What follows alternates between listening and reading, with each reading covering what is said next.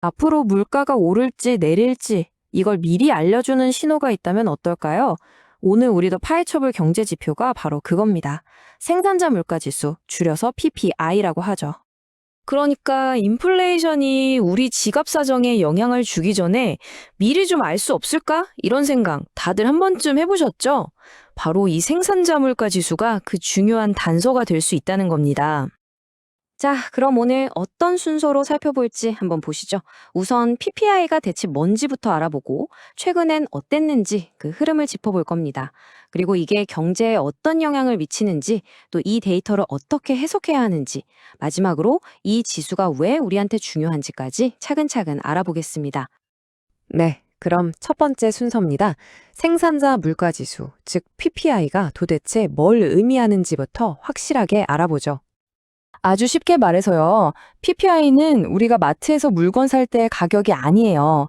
그보다 훨씬 앞 단계, 그러니까 공장에서 물건이 딱 만들어져서 나올 때의 가격 변동을 보는 겁니다. 원자재부터 중간재, 완성품까지 생산의 모든 단계 가격을 다 포함하는 거죠. 이 비율을 보시면 이해가 확 되실 거예요. 빵집을 한번 생각해 볼까요? 빵을 만들려면 밀가루가 필요하잖아요. 근데 이 밀가루 가격이 오르면 결국 빵 가격도 따라 오를 수밖에 없겠죠. PPI가 바로 이 밀가루 가격 같은 역할을 하는 겁니다.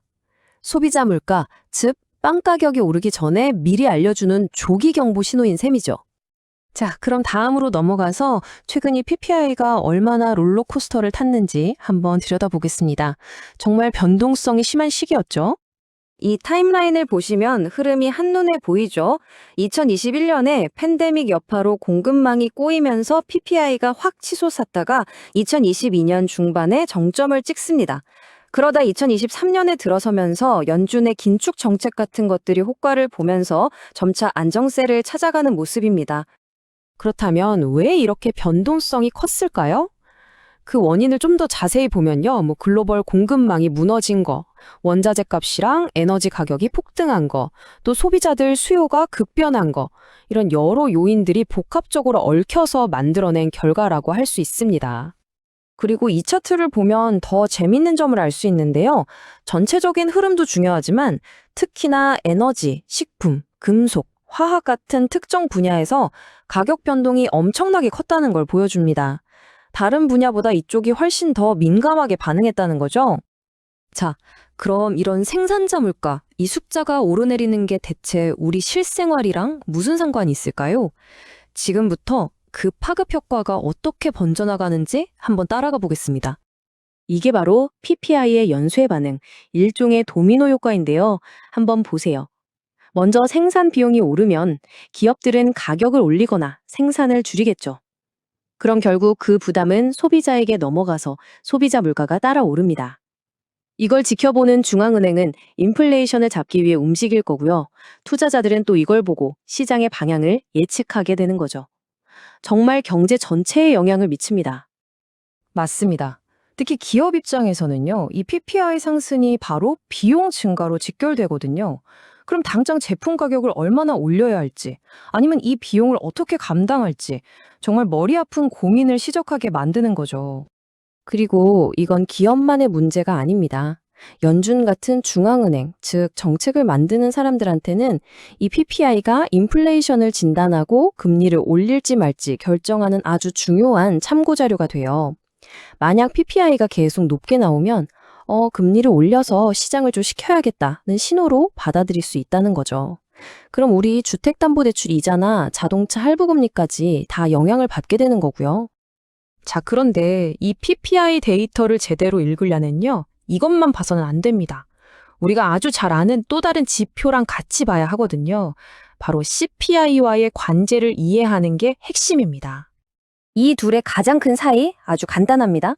PPI는 생산자, 즉 만드는 사람의 물가고요. CPI는 소비자, 즉 사는 사람의 물가예요. 그렇기 때문에 보통 PPI가 먼저 움직이고 시간차를 두고 CPI가 따라 움직이는 경향이 있습니다. 생산 비용이 올라야 소비자 가격도 오를 테니까요. 그래서 우리가 PPI 데이터를 볼 때 기억해야 할 게 몇 가지 있습니다. 첫째, 한두 달 수치가 반짝 올랐다고 너무 놀랄 필요는 없어요. 장기적인 추세가 훨씬 중요합니다. 둘째, PPI가 올랐다고 바로 다음날 마트 물가가 오르는 건 아니라는 거. 그 시차를 꼭 기억해야 하고요. 마지막으로 계절적인 요인 같은 다른 변수들도 함께 고려해야 정확한 해석이 가능합니다. 자, 이제 거의 다 왔습니다. 그럼 이 모든 걸 종합해서 도대체 우리가 왜 이 PPI라는 지표에 그렇게 신경을 써야 하는지 그 진짜 이유를 한번 정리해 보겠습니다. 말하자면 우리의 경제수정 구슬 같은 역할을 하거든요. 바로 이 말에 핵심이 담겨 있습니다. PPI는 미래 인플레이션과 통화 정책을 예측하는 열쇠다. 그러니까 이건 그냥 과거 데이터가 아니라는 거예요. 앞으로 물가가 어떻게 될지, 정부나 중앙은행이 어떤 정책을 펼칠지를 미리 엿볼 수 있게 해주는 아주 중요한 열쇠라는 의미죠.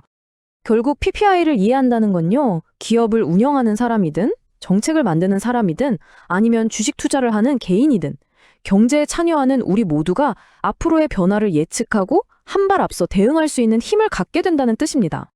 자, 이렇게 생산자물가 지수 PPI에 대해 깊이 알아봤습니다. 이제 여러분은 인플레이션의 흐름을 미리 읽을 수 있는 중요한 신호 하나를 알게 되신 겁니다.